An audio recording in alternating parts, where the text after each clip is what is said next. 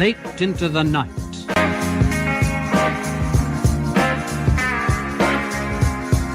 A modern spy thriller for radio by William Keenan, featuring Anna Cropper and John Bennett.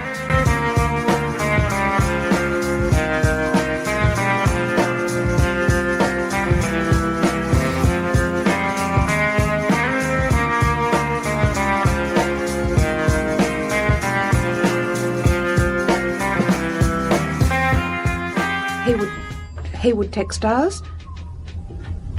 No, I'm sorry, Mr. Hayward hasn't returned yet. This is Miss Wickham, his secretary. Very well.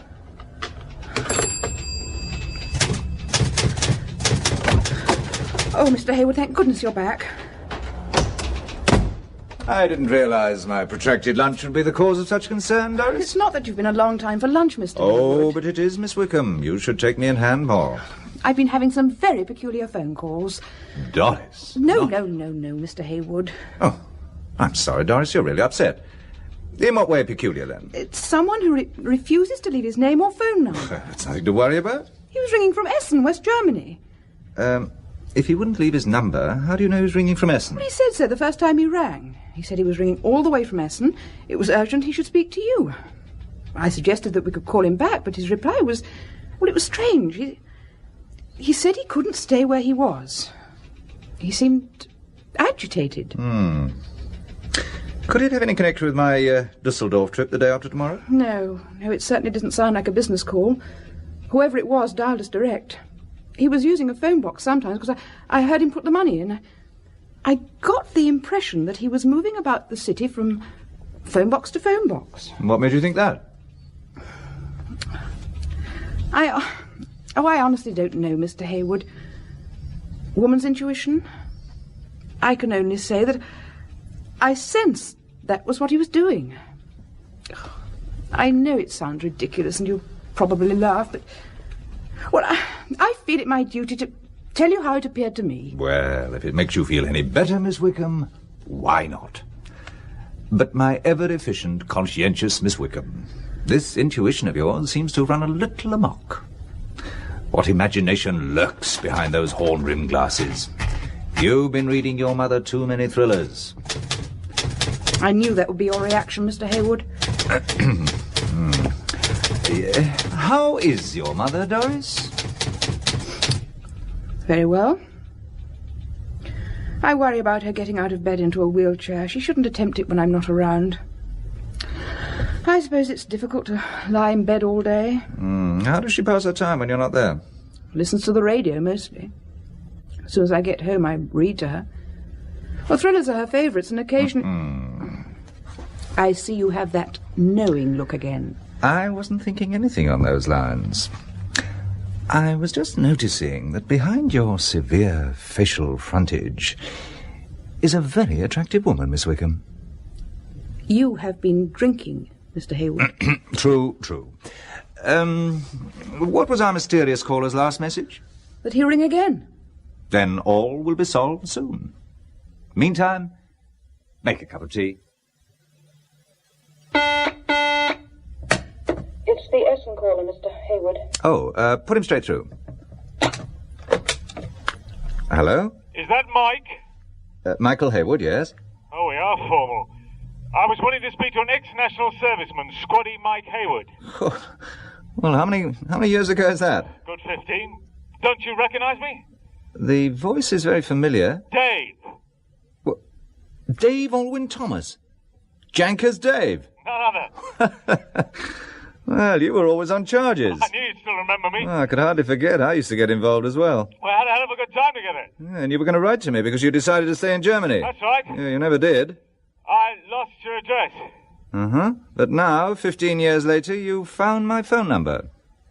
Don't be like that, Mike. Hey, do you remember the last time we saw each other? Yeah, very clearly. 1960. Or was it 61? Well, no matter. It was at an all-night beer festival at that out-of-bounds house in the woods. The place was raided, and you were taken away by the military police, shouting, "I've got a taxi back tonight." I escaped, and you got detention. Then I was demobbed. I wrote to you from England, but I never got a reply to my letters. Never received them, old man. And less of your old man. Still fit then? Reasonably. Married? No. Are you? Wish I could be, but too many commitments. You know I'm in business here. What kind of business? Several things. Travel agency, small import business. In fact, I'm in the market for cloth, which is one of the reasons why I'm ringing Hayward textile merchants. And what are the other reasons, Dave? I could never con you, could I, Mike? You're wondering why the phone call after all these years of silence. Well, thought has more than just struck me. I can't say much more. I paid for 2 minutes. I haven't got any more marks to put in. You're ringing from a phone box, then? Yes. Well, give me the number. I'll call you back. I can't. Listen carefully, Mike. I'm desperately important that I see you tomorrow. I know you're flying to Dusseldorf in 2 days. Can you come a day early? There's a seat to spare on tomorrow's flight. I've already checked. I've got a room opposite Essen Railway Station, room 409. I'll repeat it. Will you write it down? 409. Yeah, just a second while I get a pen. Right, 409. You got it? Yes. Dave, are you in trouble? You might say that. You could get me out of it by just coming here a day early. Would you do that for old time's sake? What kind of trouble? I can't talk about it over the phone. Can you come a day early? If that seat hasn't been taken. You'll get it. Good on, Mike. I'll see you have a marvellous time. I'll lay everything on for you. Must go, room 409. By the way, the name I'm using is Gibson. David Gibson. Look, Dave. Can't stay a second longer. Hello.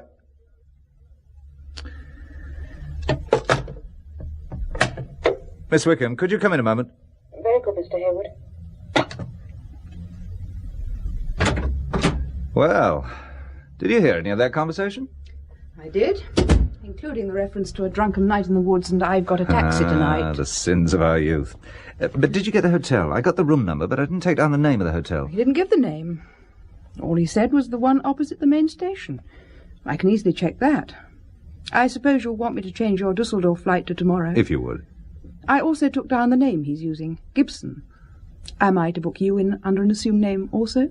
Sarcasm doesn't become you, Miss Wickham. I'm even more disturbed after that last phone call. You seem disturbed by many things today, Miss Wickham. Talking of sarcasm, Mr. Hayward, I noticed then you address me as Miss Wickham. When you want to be nice, it's Doris. Well, how about an all-purpose Miss W? And when you're being in your way humorous, I notice that you're usually using it as a way of disguising your feelings. How observant of you. Can I speak frankly? Carry on. For months, things have been going wrong, Mr. Hayward. The government contract, that hasn't been paid, and it is causing you a financial headache. But usually they're so prompt.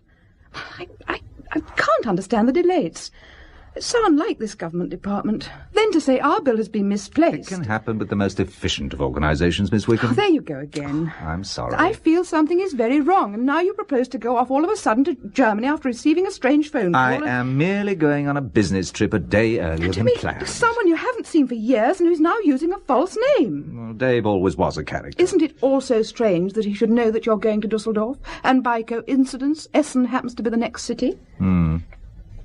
Well, didn't he say he had a travel agency? He most probably came across my name on a passenger list, which would also perhaps give the firm's address. All right. After 15 years, he just happens to come across your name and address. Which is no crime, Miss W. No, but it does suggest caution instead of rushing headlong into something you know so little about.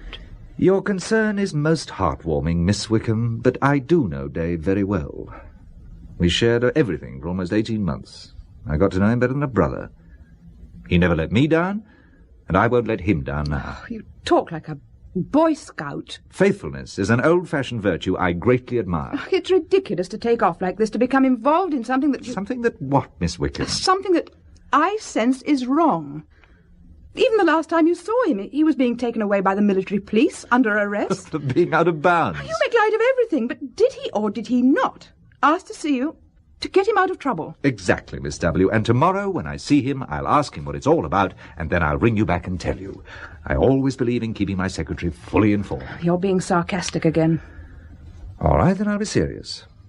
You're the best secretary I've ever had, and I promise not to undertake anything that might cause you the slightest concern, Doris. In that context, I think a sarcastic Miss Wickham would have been more appropriate. I'll see about your change of flight. By the way, I wonder if I could leave a few minutes earlier tonight. My mother's sister's staying with us. Oh, by all means. You can go as soon as you've arranged for my change of flight. I'll see you when I get back from Essen.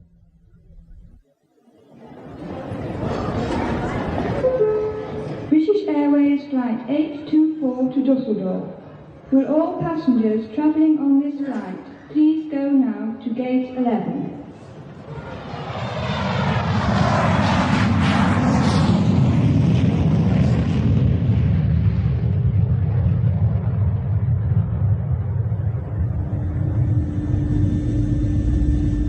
Oh, thank the good Lord that's over. I always say a decade of the rosary on takeoff. Now, where's my handbag? Oh, there it is, just by your feet, Mr... Hayward. Mrs. O'Connell. I wonder, Mr. Hayward, if you'd be so kind as to pass me handbag for me. No, not at all. It's a pleasure. There you are. Oh, that's very kind of you. I'll put me rosary beads away now. Ah, they're serving refreshments. I wasn't sure whether we'd be getting anything to eat or not on such a short flight. Oh, it's long enough by far for me, Mr. Hayward. Though I hate these plastic meals that serve you on aircraft. Good home cooking is what I've been used to. I've brought up a family of 7 with never a day passing without bacon bread. And I've never had a tin can in the house. You don't look old enough to have brought up 7 children. Oh, for such a compliment you can call me Claire. And what would your first name be, Mr. Hayward? Michael. A fine name. After Michael the Archangel it is. A great pity I always think that they knocked out that resounding prayer at the end of Mass.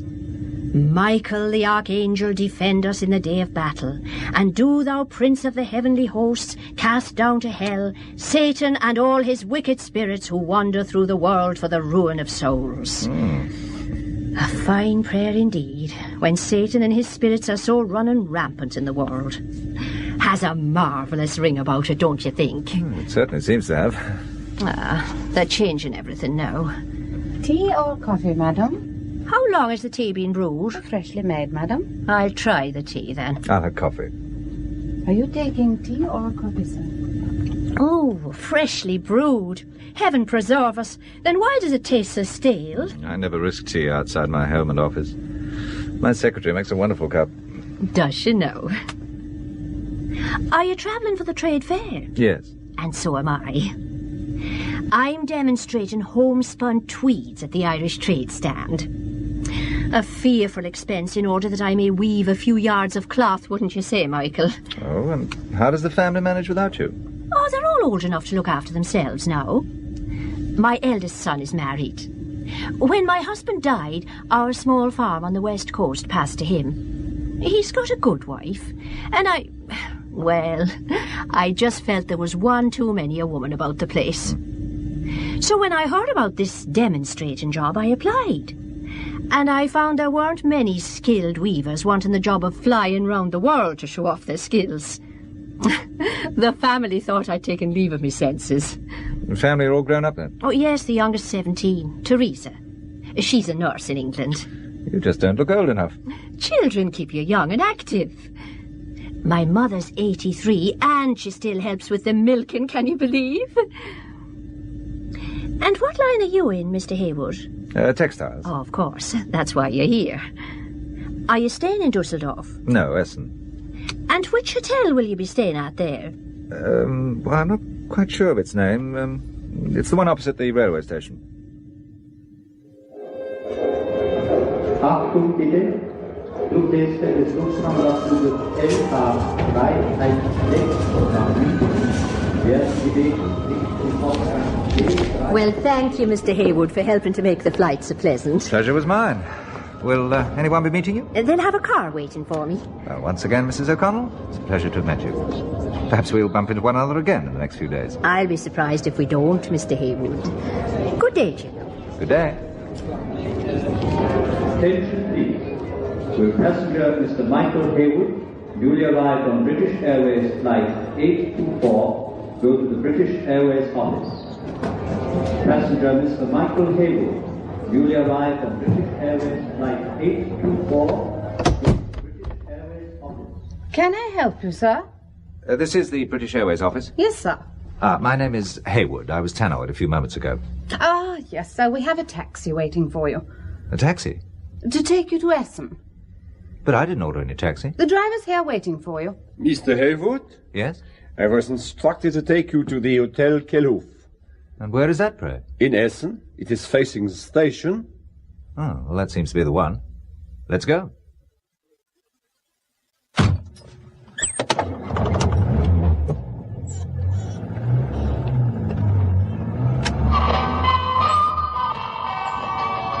You do not mind the radio? Not if it's turned down a little. Who instructed you to take me to the hotel? Mr. Gibson? I do not know. It was a call to the office. I can find out for you when I return later. No, it doesn't matter. How long will it take us to get to Essen? We will be there by 1:45.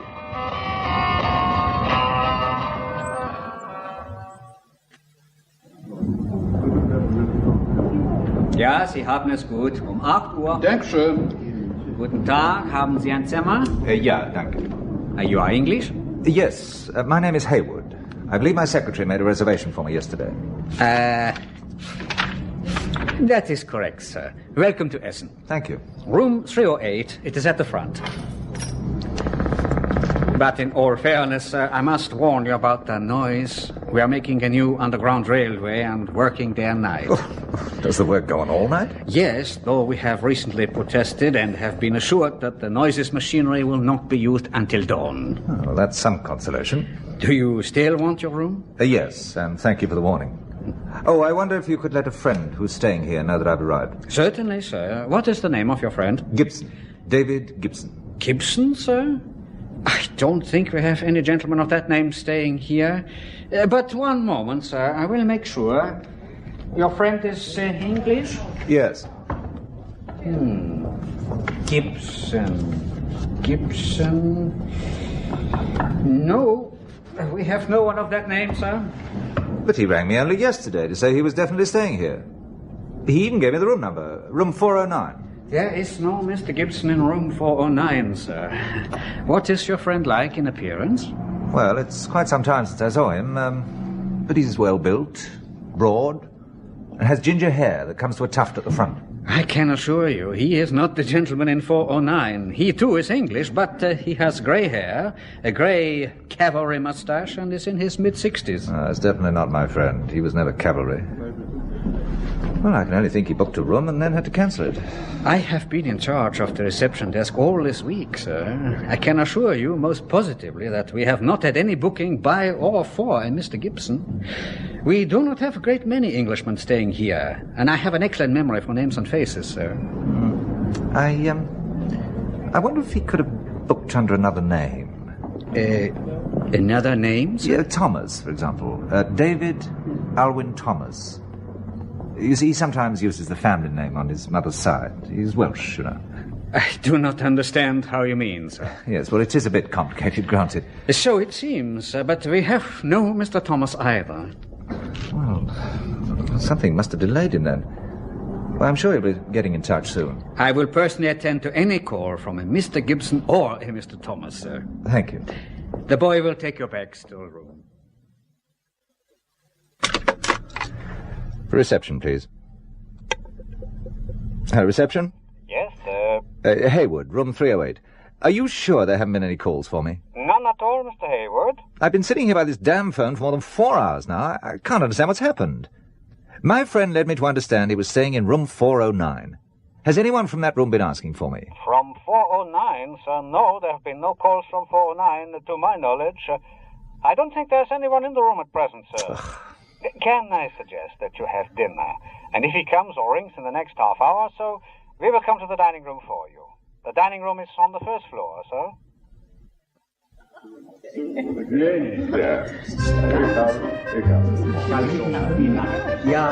Do you mind if I join you? No, not at all. Thank you. Have you ordered? Not yet. The veal is excellent. I had it for dinner last night. There is also an extremely good hock. I am going to order a full bottle if you would join me. Well, that's very kind of you. The name is Balakev. Boris. Russian? Yes, but please, do not think I am, how do you say, bogeyman or something. I am here with the trade delegation. For the Dusseldorf Trade Fair? Yes, but the hotels in Dusseldorf were all booked, so I was sent here. You too at the trade fair? Yes. in textiles. Yes, are you? Tell me, as a cloth merchant, what lines are you Russians really interested in? Oh, we don't know ourselves. We are just observers. But I am not going to ask you any more questions. Otherwise, you will think I am spying. You Westerners are so suspicious. Well, not without reason, perhaps. I did not hear that remark, Mr. Hayward. So, we will have a good meal, good wine, and a pleasant evening, eh? You look surprised? Yeah, I am. I have a feeling someone's following me. Not I assure you, Hayward. No, not you. An Irish lady. Aha, an Irish lady. Dark hair, striking features, a passionate race that have suffered misery under British capitalist imperialism. She happens to be a widow with 7 grown-up children and perfectly content. Or so she informed me. Ah, yes. She must have been a striking beauty in her youth. Still a fine figure of a woman. You must introduce me. It would appear she'll be introducing herself. Ah, Mr. Hayward. I remembered you said you were staying here, and when the gentlemen decided on a night's drinking, I suddenly had the idea of coming over. Staying in a strange hotel room's a bit lonely, so I came on the off chance. I hope you don't mind now. Please join us. Please. Mrs. Claire O'Connell, Comrade Boris Balakev. He's not a Russian. I am, dear lady. Shame on you, sir. You not allowing people the freedom of conscience to quietly practice their faith. What's the good of having a full belly if you're denied and starved spirituality? Lenin said it ought to be left up to the individual to choose. So why can't you let him? My dear lady, we are going to have good wine, good food, and no politics tonight, eh? Be seated and I shall order for us.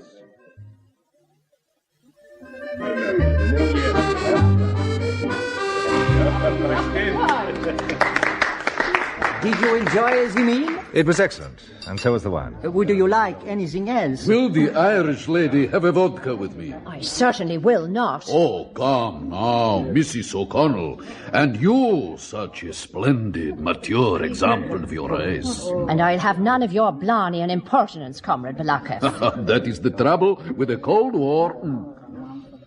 It stops warm friendships developing, huh? Haywood, you will drink with me. Waiter, what is there for my capitalist English friend? A brandy to finish? No, thank you. Later I may have a glass of your German beer. I am Italian, sir. Oh, I beg your pardon. About the kitchen, we are all Italians or Spanish now in Germany. They are so short of people for everything. Now many Turks are coming in. Yeah, to keep going the German economic miracle because of the declining German numbers. Yes, a lesson here for capitalism. The richer a nation gets, the faster its population declines. Waiter, have there been any messages for me? None at all. You seem worried, Hayward? Yes, an old friend of mine from years back said he'd see me here, and he hasn't arrived. Oh, I regret to hear that. But I am very glad your Mrs. O'Connell turned up. I wonder if you'd be good enough to see me to a taxi, Michael. Oh, certainly. I was hoping I could show you the sights of Essen, Mrs. O'Connell. Saints preserve us. Me painting the town red with a Russian. Then at least allow me to escort you to a taxi. Or are you afraid? I don't trust you Russians as far as I could throw you, and you a big hefty fella at that. But afraid I'm not. Then let me find you a taxi. Claire O'Connell. No, I insist. Mrs. O'Connell to you, Comrade Balakev. Oh, very well, then. It is getting late. Mrs. O'Connell, then it will be. I think tomorrow I must pay my respects to your glorious trade delegation in the hope that they are willing to exchange Irish whiskey for vodka. Well, will you excuse me, Michael? Of course. A breath of fresh air helped to sober him. Good night, Michael. Yes, of course. Good night. Waiter. Are you sure there have been no messages? Quite sure, sir. Thank you. I'm sorry to have been such a nuisance.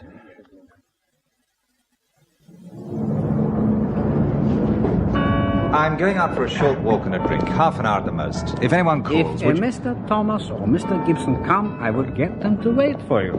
Or if they ring, I will get the number so you can ring back. Look, on second thoughts, I won't go out. I'll wait in my room in case there's a call. And I can have an early night.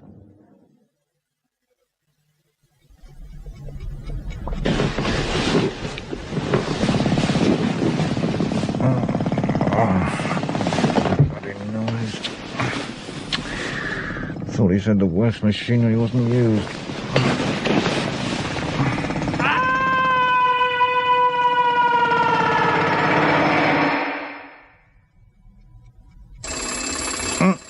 Oh, hell.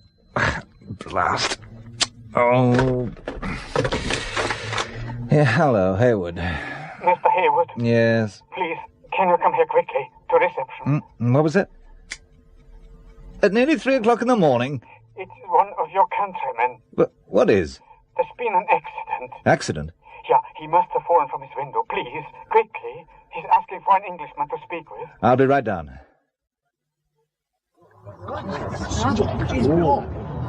Excuse me, please. Let me through, please. Thank you. Thank you. You, Hayward. Yes. Lean over closer. No one else must hear us. Save your strength. There's an ambulance on the way. There's something I must say. Closer. Do you read? Do I read? Poetry. Well, I used to. It's so late. In. What's so late? Into the night. A rose. Avro? No. A rose? No. A rose. He has lost consciousness. Ask the crowd to stand back. The ambulance is here now.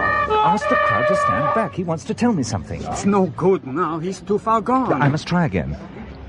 What is it you want to tell me? The ambulance men are Just here. one moment. What do you want to tell me? I think he's dead. No, he's still breathing. Let them get him to hospital. Shall I tell the ambulance man that you want to go with him, Mr. Hayward? Yes. But you're not a relation. No, you better tell me who he is. Mr. Robson has been staying at the hotel for more than a week now. In the room you thought your friend had booked in. What? Which room? Room 409.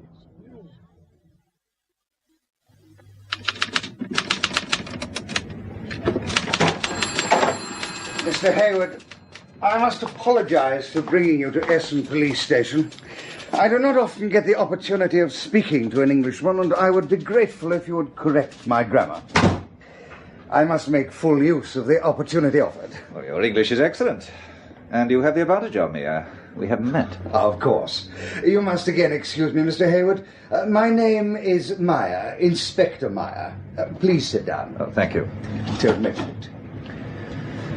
Well, now the pleasantries are over, Inspector Meyer. Would you be kind enough to tell me why I've been brought here? Oh, but of course. I simply want you to tell me about Mr. Robson. At first you gave me the impression you only wanted an English grammar lesson. I appreciate your English humour, Mr. Hayward. I spent several years as a student in England, which is why I'm fascinated by all things English, even their little idiosyncrasies. I'm fascinated by your command of English. May I compliment you on its excellence? With such talent, I'm surprised you're just an ordinary policeman. I did not say I was an ordinary policeman. Though on the subject of ordinariness, you would hardly appear to be an ordinary businessman. Then appearances are deceptive, to quote an English expression. You are the managing director of Hayward Textiles? And that's all I am. And you are here for a business conference? Correct. In Dusseldorf? Yes. But you are in Essen, and you are a day early. Which I am not disputing. And then can you tell me why you are in Essen and a day early? I plan to meet a friend. A friend who may be using aliases Thomas or Gibson? I wouldn't know. But those are the names you suggested he might be using. One of these idiosyncrasies you mentioned. Mr. Hayward, I'm no longer amused. Neither am I, Inspector. When you arrived at the hotel, you told the receptionist your friend was in room 409. He wasn't. But the man who was, an Englishman to stretch the coincidence even further, falls or was pushed from the window of that very room, room 409. Badly injured and semi-conscious, he asked for only one person. You, Mr. Hayward. Why? I don't know. Mr. Hayward, I don't take you for a stupid man. Such an obvious lie hardly becomes you. You earlier asked for the person in room 409, then he asks for you, and now you try to pretend ignorance of everything. But the assumption is obvious. You knew each other. You intended to contact one another. The first time I met Mr. Robson was when he was lying injured. That is the truth. What did he so urgently want to convey to you, Mr. Hayward? You, a complete stranger. Well, he was rambling. He didn't make sense. Just exactly what did he say? Surely the words of a man so badly injured would stay in your mind. You'll never believe this, Inspector, but he asked me if I read poetry.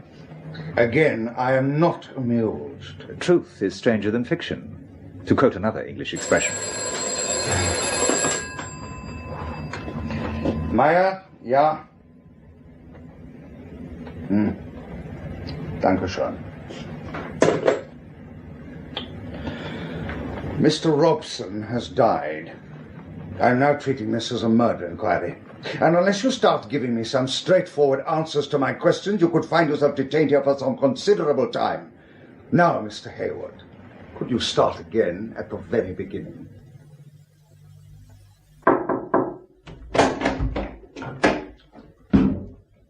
Hayward, how are you? Oh, fine, fine. My name's Crawley, Charles Crawley. I'm representing the embassy. I've sprung you, old man. And there's even a car waiting to take you back to the hotel. Oh, I prefer to be taken out of the country after the grilling I've had. Unfortunately, that won't be possible. The German police are insisting you remain in the country. But we'll do everything we can for you, of course. Oh, I don't know whether that produces comfort or more concern. I would have thought that being helped by the embassy was a great source of comfort. You're attached to the embassy then? Well, not exactly. More with the consulate. You see, I'm also a director of an advertising agency here in Essen. Oh, how's business? Thriving, old man. I wish I could say the same. But I recently ran into financial problems that I now don't believe were coincidence. Oh. I'm almost convinced they were contrived. Contrived? I don't understand, old man. I think you understand far more than I do, Mr. Crawley. The car is waiting, you know.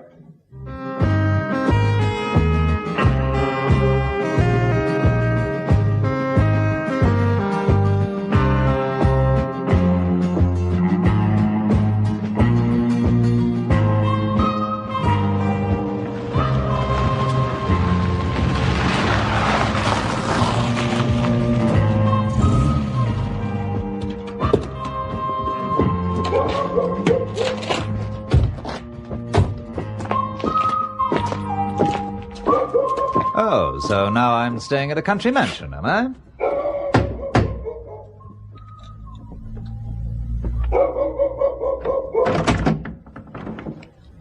Inside quickly. Why, are we late for an appointment? As a matter of fact, you are. I expected you earlier. My name's Robson. And this nice little place in the woods is yours, I presume. Also this friendly hound? You presume correctly. Rufus is reasonably friendly. I'm also correct, am I, in presuming that we're somewhere on the outskirts of Dusseldorf? You are? It's so pleasant to meet someone who's so communicative. Oh, do come in. Port, sherry, brandy, or whiskey? Nothing at all. You surprise me. Not as much as you surprise me. I didn't know the British played cowboys like the CIA and the KGB. With me, a gun pointing at my stomach induces a queasy but definitely uncooperative feeling deep down. All the more reason to have a drink? All the more reason not to. As you wish. Crawley? Whiskey. With your usual Americanized ice and water. If you don't mind. He's never got over his liaison work with the CIA. Take a seat, Hayward. Oh, I wasn't planning on staying. I like a sense of humour. But do sit down. I have a proposition to put to you. I'd prefer to get back to my hotel. I've a busy day ahead of me. First of all, let me say how sorry we are to hear about your financial problems. We? Our organisation, that is.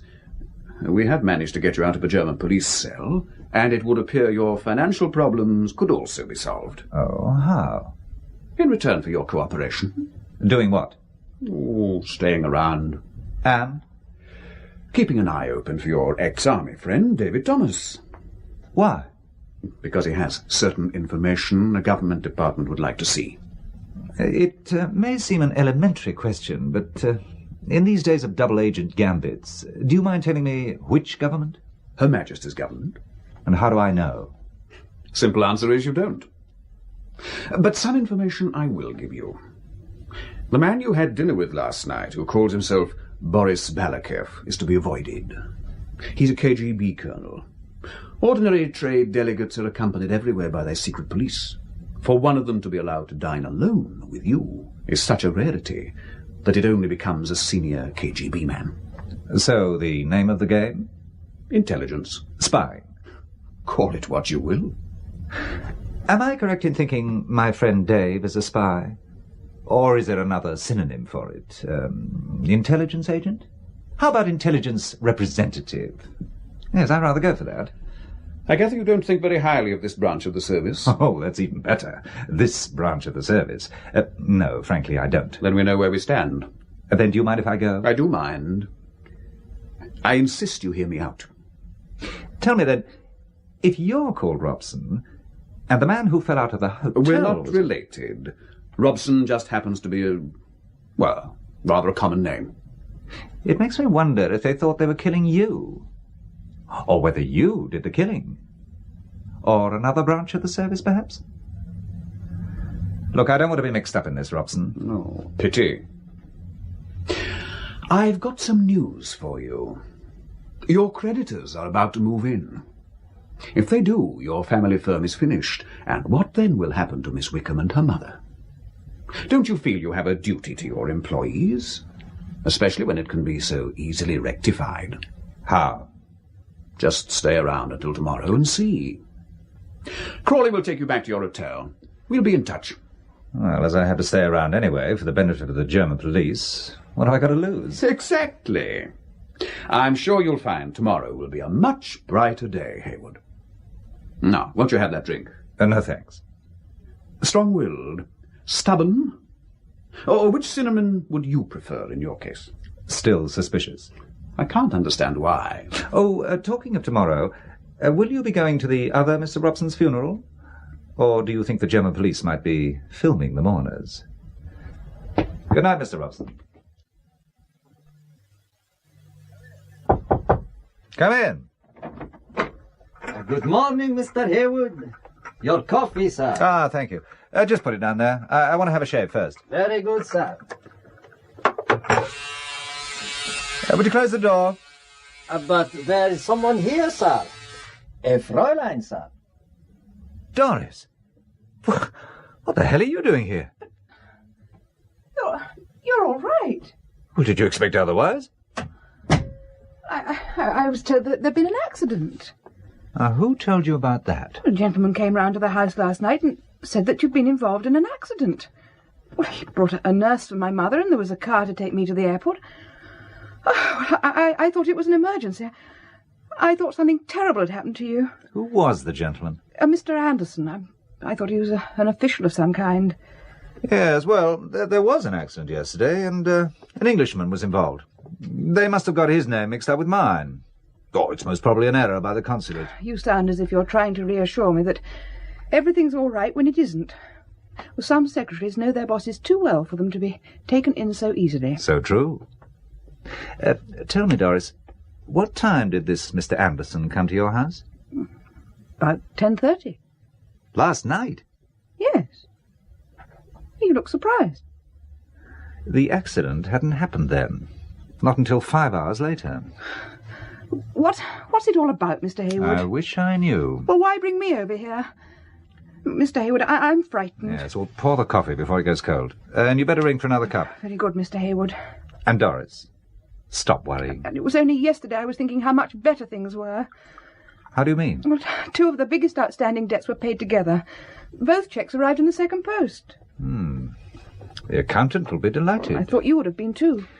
Yesterday, before I learned a few modern facts of life, I might have been. Today, I see things in a new light. Well, whatever does that mean? That today, you are going back. Oh, no, I'm not, Mr. Hayward. There's something very peculiar going on, and I'd feel happier staying here and seeing that you're all right. Your coffee. What about you? I'll ring for another cup, as you said, Mr. Hayward. Oh, it's all right. I'll see to it. Good morning, Mr. Hayward. Crawley. You don't seem very pleased to see me. Do come in. Have you brought me another invitation? I have, as a matter of fact. You won't have met my secretary, Miss Wickham. Miss Wickham, this is Mr. Crawley. He was good enough last night to arrange an introduction with a prospective customer. How good of him. We're meeting again this morning. Mr. Crawley also runs an advertising agency in Essen. How interesting. And he's also attached to the consulate. An extremely busy man. And a most persuasive manner with him. I didn't know your secretary was with you. She wasn't, but she made a surprise visit. Do you think I ought to take her with me to this next meeting? I thought it was meant to be an informal get-together. I wouldn't think you'd be needing your secretary. No, I thought she might take a few notes on what we discuss. Do you feel that is really necessary? Well, I was just wondering what the form was. By the way, would you use your influence to get her a nearby room? I'm sure I shall be able to help. I'm sure you will. In fact, while you're finishing dressing, I'll have a word with reception. You know, I don't think Miss Wickham need accompany you on this visit. You won't be too long, will you? The car's waiting outside.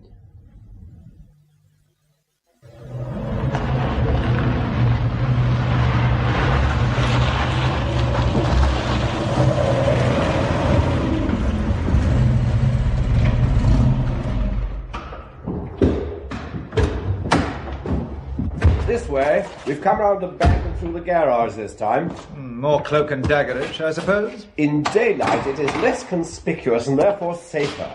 I suppose this is lesson number 1. If you've decided to cooperate. Oh, I might even have a drink this time. Now, what'll it be? A glass of the best local wine. Oh, then I'll have one with you. I'm afraid we won't be able to tempt Crawley from his Americanized iced whiskey. They ice everything. The Americans, I mean. Will you join us in a glass of hock, Crawley? I prefer my whiskey and ice, if you don't mind. Very good.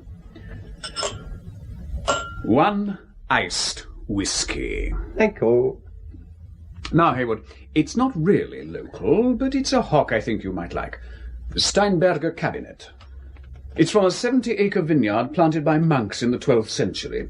Even now they lay the wines to mature in the ancient Kloster Eberbach monastery. I'm not a Christian myself, but I feel we owe so much to them. It would be virtually impossible to be a Christian in your line of business, I should think. Ethics are essential in everything. In spying, that human virtue, loyalty, is so much appreciated by both sides. And both sides tend to punish the transgressors. Here we are. Estate-bottled Staatsdomain. Both sides also tend to bump off their defectors. Crudely, yes. How can you have ethics when you're considering the pros and cons of obliterating a former colleague? But can't a man, by his own action, deprive himself of the right of life? Your wine. Thank you. Cheers. To our long association. I prefer fruitful association. Mocking though you may be, I'll drink to that. Cheers. Now to the business in hand. As you may know, your business problems have been taken care of, and your cash flow is quite healthy. Now that you've opened the dam you built. You'll be more than recompensed for your trouble. But if I hadn't agreed, I'd have been bankrupt. Last night you said that very thing yourself. You're making it very difficult, Hayward. I intend to. Peace comes after conflict. Why should we be in conflict? Because you nearly bankrupted me. I'm supposed to be grateful now, am I, because you removed the obstacle you first put there? Well, I'm not. What can I do, then? I'll tell you. As a businessman, I'm going to talk business. You want me to do something that's very important to you, or you wouldn't have gone to all this trouble. Last night you found an excuse to even bring my secretary over. Because she's a good cover for you. Boss and his secretary. I don't want her involved. She already is. She can't be taken back now, or it looks suspicious. Why should a boss send for his secretary for just a few minutes' conversation? The return airfare wouldn't justify it. But a boss would be delighted to have his secretary around in important business negotiations, which also mean important letters being sent out giving details of whatever is being offered. He would find her invaluable for his urgent correspondence. You're as cold as the ice in Crawley's whiskey, Robson. Cold and calculating. I just appreciate the facts of life. You're ruthless. That's what I'm paid for. So was Himmler. I'm amazed that, feeling as you do, you want to work for us. You give me little choice. You can have my loyalty, Robson, but don't expect devotion. What else can I expect? A job well done? After a wasteful youth, I found that one of the great joys in living is in finishing things. Any job finished brings human joy, a Spanish philosopher once said. Even a do-it-yourself job, when completed, brings great satisfaction. So I'll try to finish this thing for you, whatever it is. Yet I think you will, Hayward. So what do you want me to do? Merely to stay around and look for your friend Dave, as any old friend would. Oh, come, surely it's more than that. No, just that. You see, Hayward, in this game, everyone knows everyone else. We know the Russians and their setup, and they know ours, as we do Peking and the Americans. For want of a better word, you're clean. You're not known. You're what you are, a genuine textile wholesaler. Any checks by them, and they do check our cover firms, will produce the genuine article. That'll give us the time we need. For what? The less you know, the longer you'll stay alive, Hayward. The only other information I will give you is that your friend Dave has the best chance if you cooperate. Crawley will be your contact, and this is a number to ring in an emergency. Now, is there anything else? Yes. The fee for my services and risking my life. Oh, I'm sure that can be taken care of. But I'm a businessman. I've weighed up the situation, and now I know the value of my services. Which is what? £20,000 paid into my account before I begin. Ridiculous. Is it? You know it is. On the contrary. For all the trouble you've taken to involve me and my secretary, I'm sure I'm worth every penny. I don't intend to move or do anything until the money's paid in. Obviously, you're not going to tell me everything, but it's something very big, and I'm going to be risking my life. So, I'm doing it for two reasons.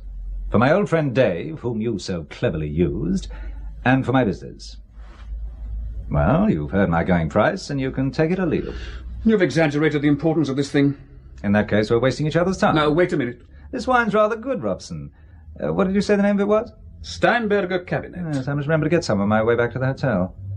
You can ring me there and let me know your decision. As an old friend, you could start by going to Dave's travel agency. As an old friend, you could also borrow his Jaguar. I'm sure he must have said you could borrow his car when he rang you.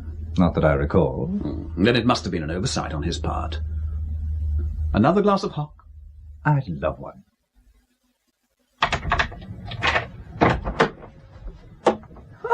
Oh, it's you, Mr. Hayward. What's that you've got? A bottle of Steinberger Cabinet, because I think we've landed a rather large order. From whom? Another government contract, Doris. Well, I hope the delay in payment isn't as long as the last one. No, Doris, I'm now learning the best way of dealing with this government department. They're even paying in advance. You're pulling my leg again, Mr. Hayward. Get the glass, or glasses, from the bathroom and let's have a drink. Afterwards, I want to see if my old friend Dave is at his travel agency. I thought he arranged to meet you here. Yes, he was delayed. I must find out when he's due back. Have you got the glasses? I can only find one. We could share it.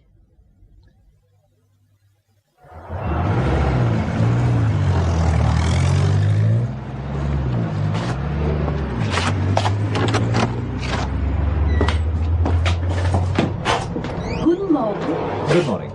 I'm an old friend of Mr. David Thomas. He was supposed to meet me last night at the Hotel Kelhoff. Mr. Thomas is away on business still. But he definitely agreed to be there. Surely there's a message for me here. Look, my name is Hayward. I'm a good friend of Mr. Thomas. So am I. What of that, Mr. Hayward? We'd arranged to meet last night, but he didn't arrive. I think you'd better come through to the flat. Please make yourselves at home, Mr. Hayward. What a beautiful flat Mr. Thomas has. I designed it for him. The trouble is he is here so seldom. Oh? He travels a great deal. I wish he wouldn't. I want him to settle down. I want to settle down with him. I want him to marry me. You look surprised, Mr. Hayward. Oh, well, I didn't mean to. Most people are. What is the English word for it? Vamp, I think. I look a vamp, a good-time girl, no? Well stacked would be the polite English expression. But I want to have babies and a husband who comes home and sits and chats with me. Men never want to make conversation with me because I am, how do you say it? Well stacked? Well stacked. Yeah. They just look on me and well-stacked women like me as instruments for their pleasure. The mind and the soul are far more important, don't you think? Oh, I couldn't agree with you more. Helga. Helga. I understand Dave arranged me to borrow his Jaguar while I'm here. You look worried. The mention of the Jaguar makes me worried. It makes me also wonder if you are his friend. Well, because I want to borrow his car? No, but because so many people want to have that Jaguar. Already there have been 2 attempts to steal it since last night. Oh, why is that? With you being interested in the car, I thought you would be able to tell me, Mr. Hayward. Well, I can only assure you that I'm a good friend of David's. Since we were in the forces here together. I think David would prefer me to have the car than anyone else. And you say he rang you and asked you to come? Yes. My secretary here took the call. Oh, that's correct, Helga. He rang several times because Mr. Hayward was out at lunch. I also made a note that he wanted Mr. Hayward to meet him last night at the hotel opposite the station. In fact, I have my notebook here in my bag, if you wish to... I believe you. And you may take the car. Here are the keys. Thank you. I'll arrange for some short-term insurance. Have you heard from him at all since you arrived in Germany? No. Have you in the last few days? No, and I'm afraid. What of? I don't know. But something tells me David is in grave trouble.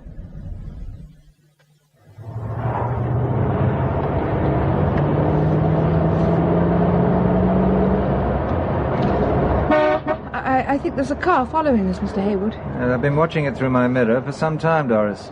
Is that why you're making for the Autobahn? The car that's been following us all these miles is quite inconspicuous. Deliberately so. Well, let's see what their not very noticeable car makes of this. Mr. Hayward, you're going over 90. 100, Doris.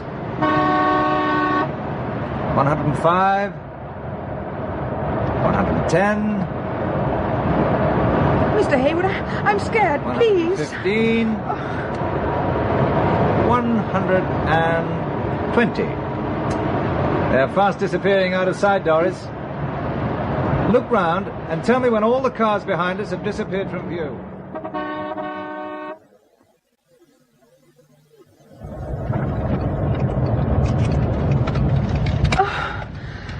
Oh, you frightened the daylights out of me, Mr. Hayward. Yes, but we lost that car. Oh, what a lovely day. I just feel like picking those wild flowers in the field over there. Aren't they pretty? Well, why don't you? What are you going to do, Mr. Hayward? Examine the car. Whatever for? Your car's like this one, isn't it? Yes.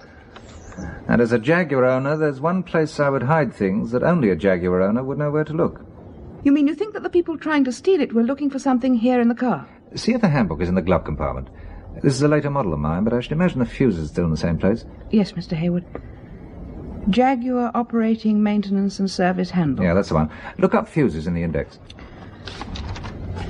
Page 72, fuses. Ah, here. The fuses are located behind the instrument panel, and access to them is obtained by removing the 2 instrument panel retaining screws, top left and right hand corners. Which are here and here. You unscrew that one, Doris. I'll do this one. I always thought that this was solid wood, especially with all those instruments being in it. Exactly. And hey, presto. Well, what's all the wiring? Circuits and fuses. Now. Oh, what's this? How did you know there would be anything behind that little tube? That little tube is a fuse, Doris. It's just that if I had an English car like this and wanted to hide something that would be difficult for foreigners to find, but where a person familiar with this type of car would look, then this is the place. What's that piece of paper wrapped round the little tube? That we shall soon find out. First remove the fuse. So. It's a very small piece of paper. But big enough for an address. Langerman, Antique Books, Essen. Well, to find the road or street, we just need a phone book. Yes, there's something else on the back. But it's so minute I can hardly read it. The first word looks like late. Yes, and the last is night. I can't make out the 2 words in between. I think I can guess them. Into the... Late into the night. Whatever does it mean? Late into the night. I wonder, Doris. I wonder. Yes, we speak English. We have many English clients. It was one of your English clients, a friend of mine, who recommended you. Oh, very good. I'd like to speak to the proprietor about purchasing a rare book. My husband, Herr Langerman, is the proprietor, but he is away on business. Can I help you, sir? I'm sure you can. What is the title of this rare book you wish to purchase? Oh, I'm not buying, I'm selling. The book belongs to my friend, Mr. Thomas. It's a book on poetry containing a fascinating item called Late into the Night. I'm afraid I don't understand. From your rather startled expression, I thought you did understand all too well. If this is an English practical joke... Let me give you the punchline, then. On this slip of paper is my phone number and the price I require. £20,000? I'm finding it an almost standard fee these days. And by the way, there are other interested purchasers, Mrs. Langerman. Good day.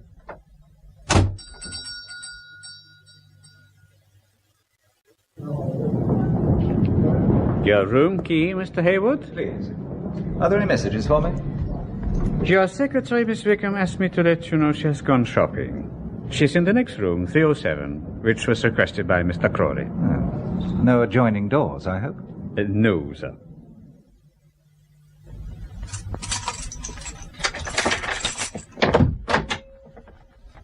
Crawley?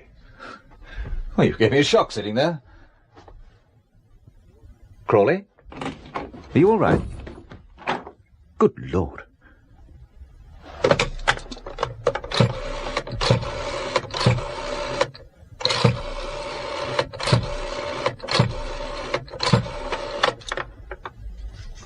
Hello, I want to speak to Robson. Robson speaking, Hayward. Crawley is in my room. He has a neat hole in his head, and he's clutching the Oxford Book of English Verse. How bad is he? Well, let's say he'll never need another iced whiskey. Then I would advise you to go to the Café Garten immediately, Hayward.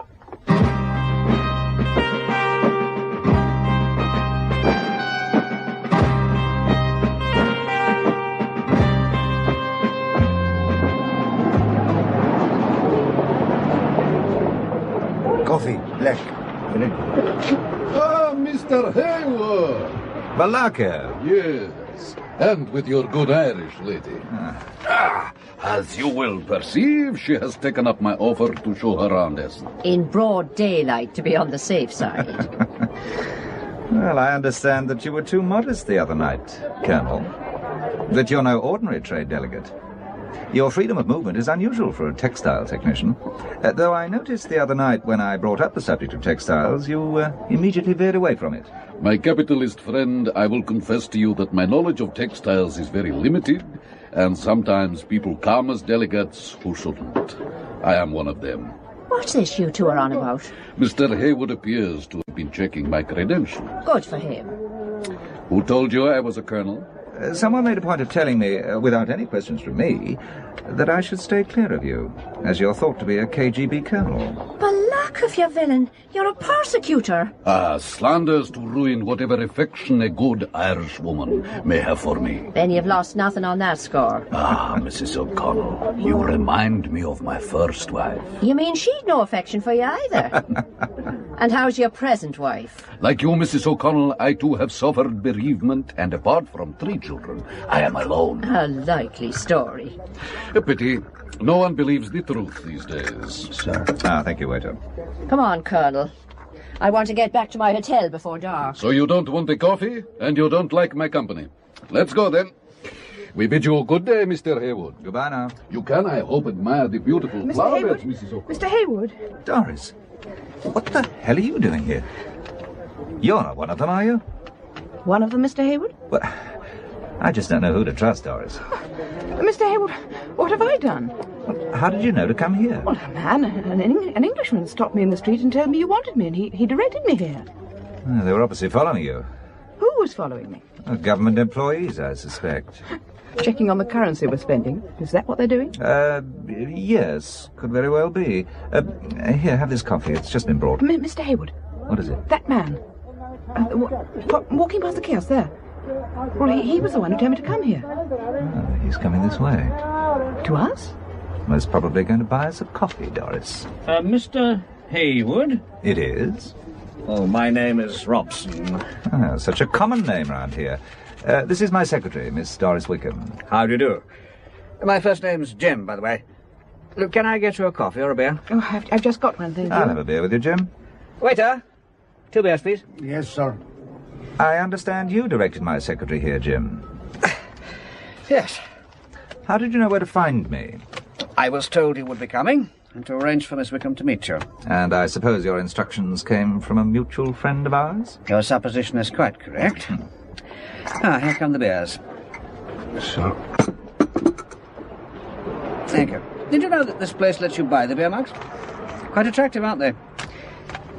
Cheers. Cheers. I wouldn't mind buying a beer mug. How much would it cost? Oh, a few marks. I'll have a couple. I should make quite a profit if I pull off a book deal I'm working on. I beg your pardon? Oh, just a little business I'm undertaking. You'll arrange for the beer mugs? Oh, yes. Good. Now, what else will you be doing for us? Taking you back to your hotel in a few minutes. So the room's been spring-cleaned already? I do believe it has, Mr. Hayward. Spring clean? An extra service I didn't know existed till I came here, Doris.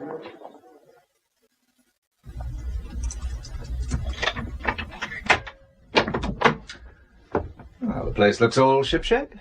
I would hardly describe it as being spring clean. Though someone has been busy cleaning. There's water been spilled near the chair. It's still wet. What a bargain these beer mugs were. Come in, Robson. We can have a drink. I don't think I've got time, Mr. Hayward. Must be on my way. Though, before I go... Yes? I was asked to collect a book left by your last visitor. Which last visitor? The one you rang the other Mr. Robson about. But I was told to leave everything as it was and go for a coffee. To the place where I met you, in fact. But the book wasn't left here. Wasn't it? What is all this about? What book? Who was the mysterious visitor you kept to yourself? What's going on between you? Ask Mr. Robson. Well, Mr. Robson? As I said, I don't have time to stay. I must be on my way. Thanks for the lift, and the beer mugs. Don't mention it. Mr. Hayward, you are behaving very strangely. Having worked for you for so long, I know when you pretend to be a little mystified about something, that you're covering up. Whatever do you mean, Doris? That you know where the book is. Walls have ears, Doris. And that man we've just met was sinister. He could pass for a hired assassin. It's amazing, the people you meet abroad these days. That's another method you have of covering up, making light of things.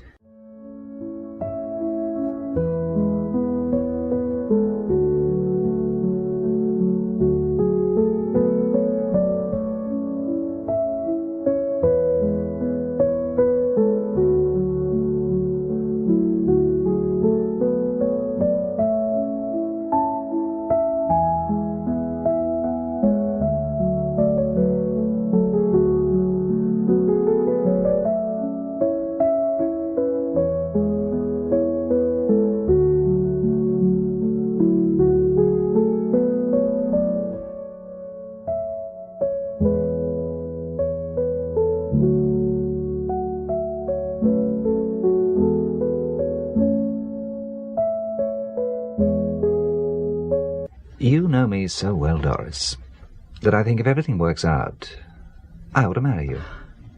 Mr. Hayward. Do you know what worried me most when the firm was in danger of going under? What was it, Mr. Hayward? That you'd be leaving, and that I might not see you again. I realized I'd miss you very much. I began analyzing why I hadn't married. I suppose it was coming from a broken home. Oh. And an attractive woman like you must also have a reason for not marrying. You never asked me. Look, I've got that big house in Brummel. I have a daily help whom I'm sure would be delighted to look after your mother. Take your glasses off, Doris, and come here. But Mr. Hayward... But Mr. Hayward, nothing. Mr. Hayward...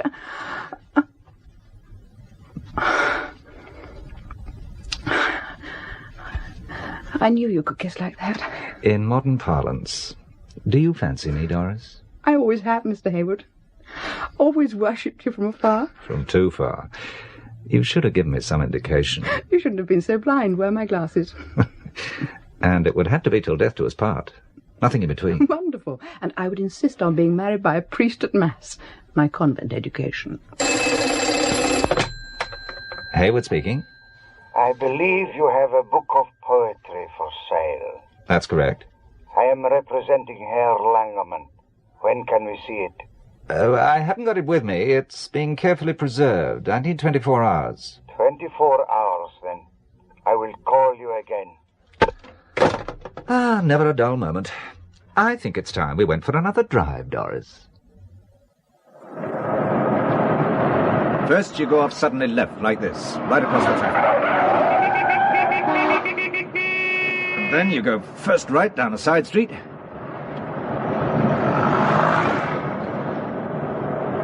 Then left, and first right again, and continue weaving your way through side streets. Anything following? Not that I can see. 2 more turns and we'll soon be certain. It's a method the KGB teach.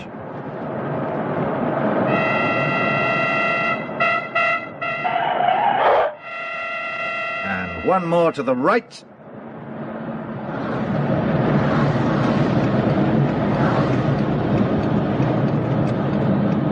And no car is following us. Even if someone was following us at the beginning of the maneuver, he soon realizes what's happening, that he hasn't a cat-in-hell's chance of not getting himself away, so he gives up. It's stupid to try to keep close contact, because another method is for the leading car to drive into a dead end, and when the following car is lured in, a third car then seals off the exit. Like me, you read too many thrillers. You're obviously reveling in it. Cowboys and Indians all over again. No, aren't you going to tell your future wife what's happening? You know, you haven't called me Mike yet. After calling you Mr. Hayward all these years, it's going to be rather difficult. Mike. There, I've said it. Mike. I like it. So do I. Who made that stupid remark, boys never make passes at girls who wear glasses? It's rubbish. So why are you taking off my glasses? To kiss you again? Not until I know what's been happening and what I'm letting myself in for. I see you're still keeping that firm rein on me, Miss Wickham. No suspicious cars about? No. Well, when I arrived, I asked for Dave. And believe it or believe it not, I'm still looking. But now you're a clay pigeon. Mike, what you just told me, it's made me scared stiff. I came to meet Dave. If he's still alive, I'd like to finish what I started. Why are you keeping the book? I'm playing for time. What I want you to do is to go back to England on the next plane and stay there until I send for you. Until death us do part, remember? I want to make sure we get married before the death us do part bit. I'm staying. It's no good the two of us sticking our necks out. I'm already involved. Both our necks are already stuck out, and going to England only means temporary removal from the firing line. Might not be even temporary. All right, then. But I still want you to go to England. You can arrange for your mother to move into my house. I'd rather have her in the hands of my daily help than whoever's looking after her at the moment. And while you're in England, you can buy 2 OBEVs and bring them back with you on tomorrow morning's flight. You're still the boss? And I intend always to be. Good. Ah, so you're not a woman's liver. Most women, whatever they say, are looking for a man to dominate them. Why do you think 98% of secretaries prefer to work for a male boss? Well, not being a secretary, I wouldn't know. Now to catch your flight. Then I'm going to see a woman of ripe, abundant charms, rounded lines, and full figure. Well stacked was how I think we described her. Have you any further information about David, Mr. Hayward? No, I haven't, and time is running out. What makes you say that, Mr. Hayward? Because I think you're holding something back. You're closer than anyone to David, and I'm sure he would have tried some way to contact you. No, the phone was tapped. He never trusted the telephone. You're not helping him by keeping things back, Helen. Mr. Hayward, I am not a fool. When this important thing which David has reaches either side, then he will be dispensable. Until they get it, they must keep him alive. Well, that's been my reasoning too, Helga. Why not trust me? Could I? I feel so alone, no one to turn to. Does a book of poems mean anything to you? The Oxford Book of English Verse. That's the one. What do you know about it? David has a little cabin in the Harz Mountains. I had a feeling he might try to make for it. The border is quite close. He wasn't there, but someone had recently been in the cabin. I sensed it. I can't explain why. Yeah, I understand. We used to go on picnics, David and I. Not far from the cabin, we found our tree. It seems so silly repeating it. Something so personal, intimate. How can you possibly understand? I do understand. You're in love. It seems so banal, doesn't it? No. Life itself is composed of a great many little things. So often the little things are the most important. I see you do understand. The tree is on the mountain slope overlooking the town. We had found a squirrel who was storing nuts in it. We went there often. Helga, what did you find the last time you went?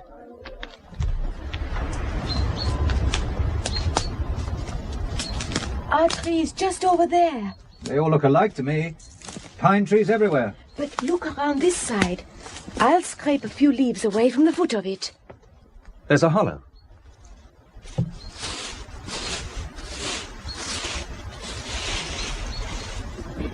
It's still here.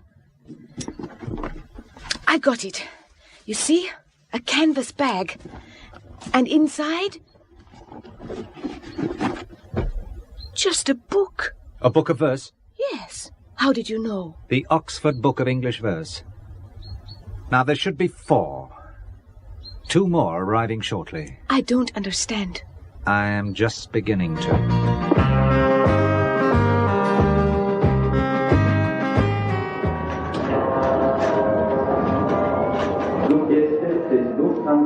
Mike! Oh, I'm glad to see you. I had all sorts of imagined disasters happen to you. Did you get the books? In my carrier bag. Everything went all right? Yes. Mother's at your house. Oh, and I broke the news to her that we're getting engaged. 5 minutes before the wedding. I don't believe in long engagements. Well, I'll tell Mother that you swept me off my feet and married me. You can send her a postcard. Now, where are we going? High in the Harz Mountains. I've found a little chapel in the forest with an empty adjoining house. I've rented it. We're going to repeat our rapid right and left turns to remove any pursuers and head for the mountains.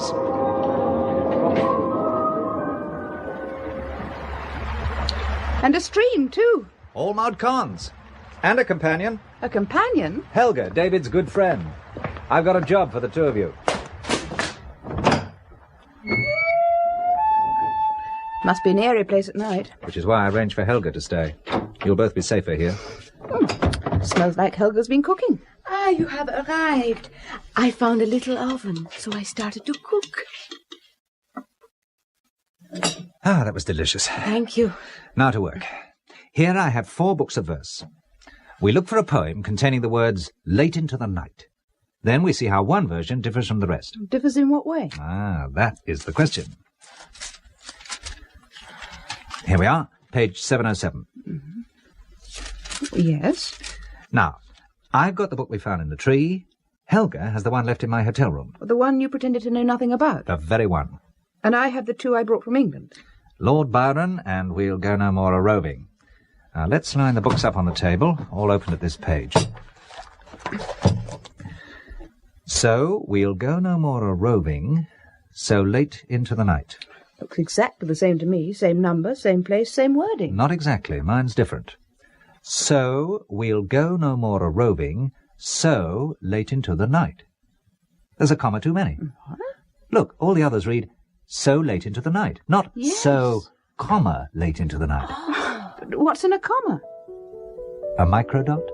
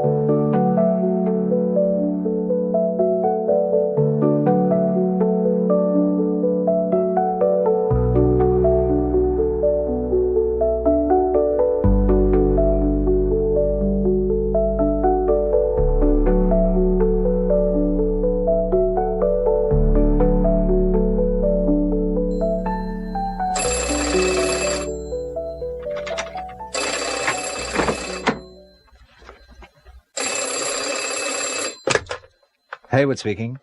Mr. Hayward, the book. Do you have it yet?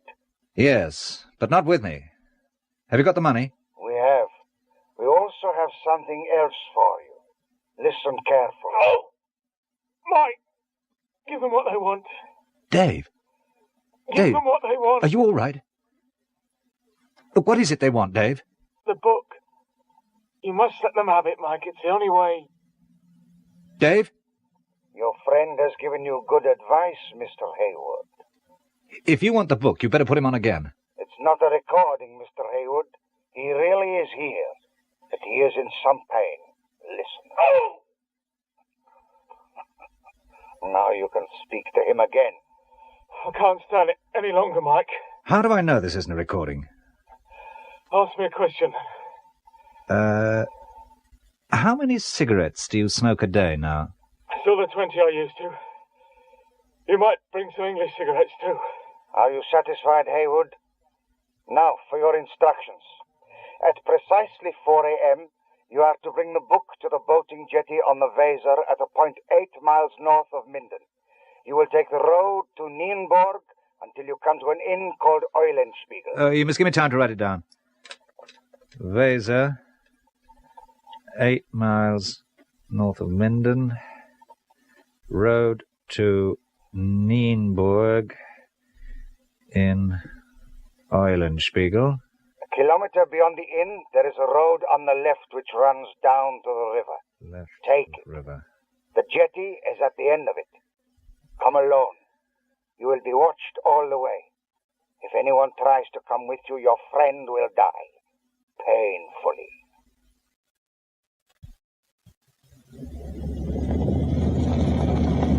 The Weser is on my left, and I think I can see the inn Eulenspiegel in the headlights. By the way, I hope you're still receiving me out there, Robson. Yes, the Eulenspiegel. Now, 1 kilometer further on, there should be the road on the left running down to the riverside.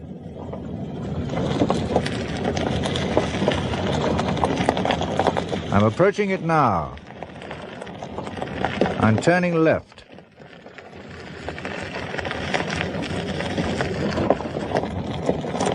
Dark and lonely enough down here.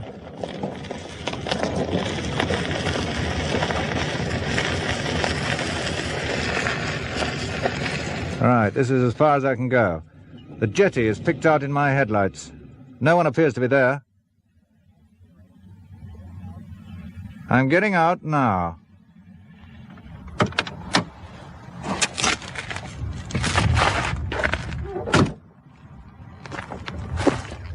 All right, here goes.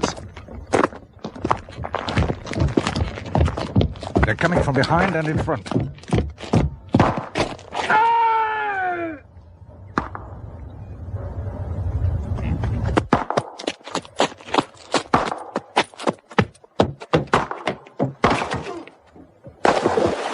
I've got him where I want him.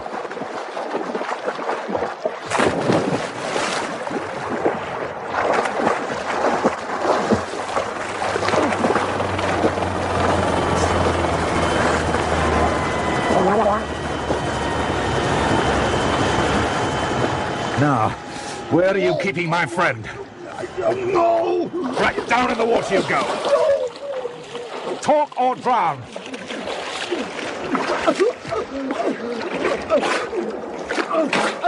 Talk.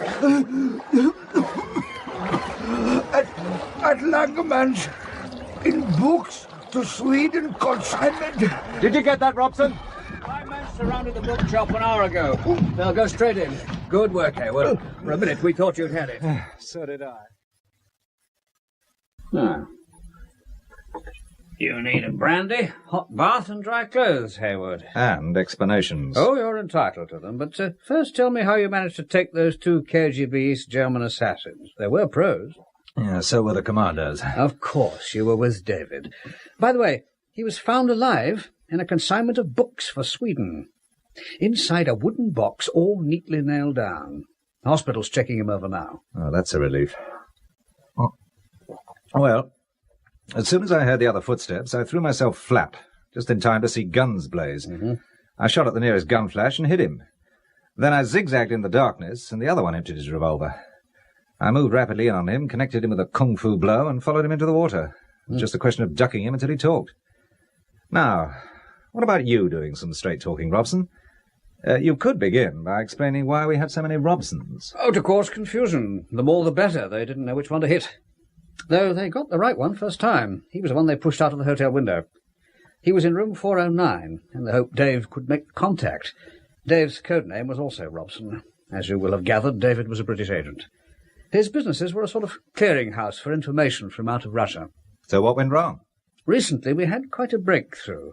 One of our agents inside the Soviet Union had for years been compiling a list of potential defectors, men who wanted more freedom of conscience and action. They were all highly placed in important posts. Some were even in the ranks of the KGB. Political dynamite. Well, quite. But somehow they got to know about it. Before we could smuggle it out, our agent was liquidated. Though not before he deposited the book of verse with a microdot comma in one of our dead letter boxes. And so Dave was sent in to get it? Yes, but he too was blown. He managed to cross the border near the Hearts, and then we lost contact. And Dave couldn't come to us because we were all known and under surveillance. Phones were tapped. Our whole network was known to them. So somewhere in your top ranks you have a de facto double agent? It would appear so. We don't know how much information they have, and what was obviously leaked. So I was brought in? And you were completely clean, though for a few months we had been preparing you in case of such an emergency. By controlling my company's cash flow? You'll be more than recompensed. How can you make recompense for blackmail? All I can say is you should wait and see. I can't wait. That would be rather a pity. We owe you a great deal. Well, as I was saying, David was a hunted man. It was too dangerous for him to try and pass it on to any established British agent because it was odds on he was blown. They were also moving in and eliminating our contacts, which is why Robson was pushed out of the window. A complete stranger to them was required. Someone outside. And I fitted the bill. You were perfect. The genuine businessman. And you had booked your seat months ago. David, on the run, dialed me direct from a phone box. A call that couldn't be traced. He would never have appeared at the hotel. But there were many ways he could have got the book to you. But they got him first. Yes. So, we decided we would use you to smoke something out. As an old friend of David's, you were perfect. They couldn't make up their minds about you. When they did, it was too late. Obviously, we helped the confusion by producing more books of verse and more Robsons. We knew they would make him talk. Our aim was to throw them off the scent. Just like a game of cowboys and Indians. But everyone was using real bullets and real corpses. It's a dirty game, Hayward. I admit it. One that you seem to enjoy. But not one you would like to be recruited into? I wouldn't even be blackmailed into it in future. Pity. I could certainly use you. Yes, use being the operative word. You have a way of using people, Robson. Or whatever your name is. For another few weeks I'll keep Robson. Always variety in the game, Hayward. Oh, talking of variety, I think I've done a variation on the chess game ending. Oh? I left a sealed envelope with the newspaper Bild Zeitung to be opened in case anything happens to me. Or if I don't bring them within a certain period of time. Fascinating information about the little set-up the British have around Essen and Dusseldorf. I see. But where is the book with the extra comma? The book is in the mountains. But the page it was on has had certain things done to it. What? What has happened to it? Well, I worked out that every name on that list is in danger of being dispatched into eternity at any moment. I doubt if they wanted to be on the damn list, but by listing them, you have endangered their lives. You've made them even a bigger threat. You've turned dissenters into potential fifth columnists. What has happened to the microdot? Well, I'm coming to that. I thought about all the trouble it had caused, and I wondered what would happen to it in your hands. You would send it back to London, but London could have a double agent at the moment. Or in a year's time, or 10 years' time. The names on that list are human beings whose existence would be constantly threatened. What did you do with it? Well, first I burned the page on a lovely old stove. Then I scattered the ashes in a mountain stream. Poetic end to something so nasty. Espionage, international prying. You are a traitor! No, Robson, just too old for cowboys and Indians. But I leave you with this thought.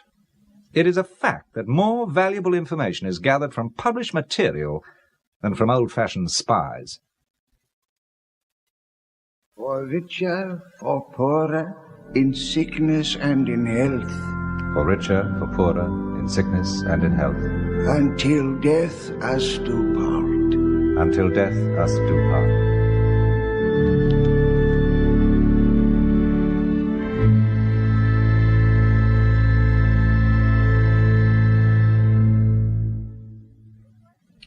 You look worried, Michael. What is it?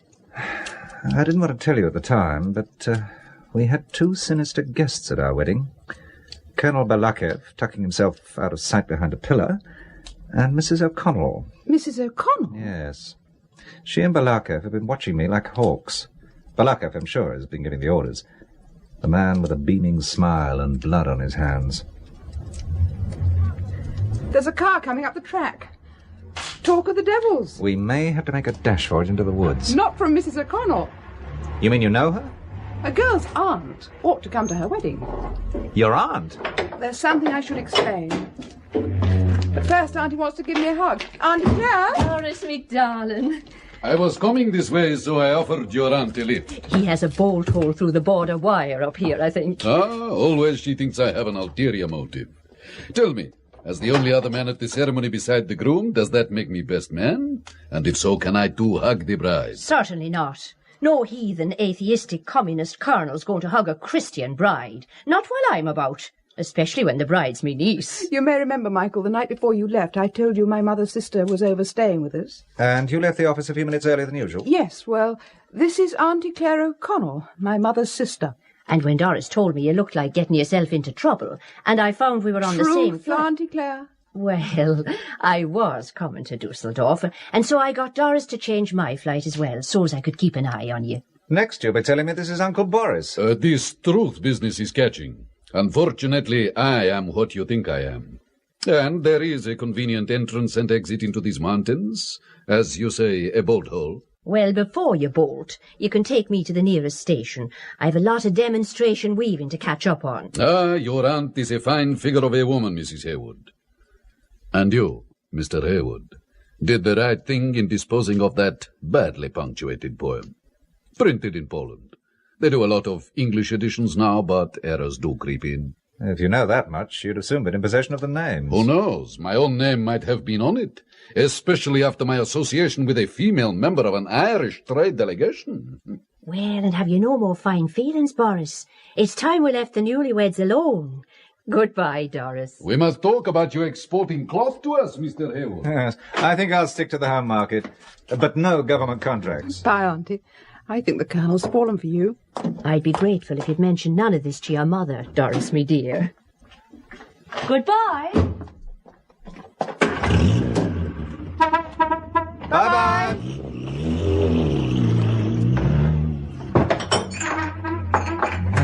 Last we're alone. Now I'm going to bolt the door.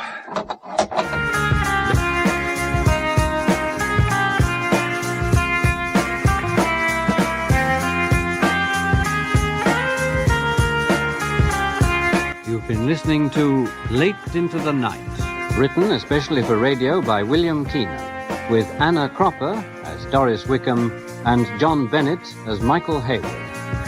The part of Dave Thomas was played by Peter Ellis, Mrs. Claire O'Connell, Elizabeth Kelly, Colonel Balakev by David Marlowe, the occupant of room 409, Paul Webster, Inspector Meyer, the Essen Police by Ronald Herdman, Charles Crawley by Graham Tennant, Robson, John Lindstrom, Helga, Janet Dale, Frau Langemann, Juliet Cook. The Hotel Receptionist and the Stranger Jim by Geoffrey Back.